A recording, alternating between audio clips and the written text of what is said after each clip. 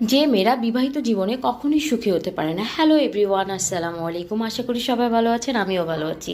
আজকে সকালবেলা ঘুম থেকে উঠে দেখি যে বিরাট তেহারির আয়োজন চলছে। তেহারির জন্য অনেকগুলো মাংস এবং সব কিছু সুন্দর করে কেটে কুটে নিয়েছে, রেডি করে নিয়েছে, আর মাংসটাকে সব মশলা দিয়ে সুন্দর করে ম্যারিনেট করে রেখেছে।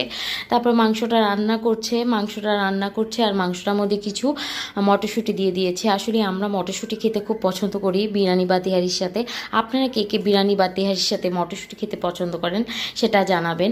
সুন্দর করে এটা কষিয়ে রান্না করে নিল।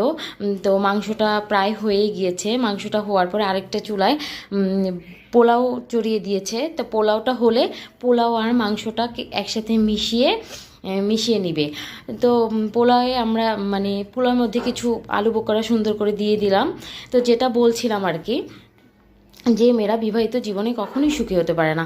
যে মেয়ে তার স্বামীর সাথে তর্ক করে এবং ঝগড়া করে এবং বাপের বাড়ির কথায় স্বামীর সাথে খারাপ ব্যবহার করে, তারা আসলে কখনোই সুখী হতে পারে না। কারণ সে জানে না তার স্বামী আছে বলেই তার দাম আছে। তার স্বামী যখন থাকবে না তখন তার দাম থাকবে না।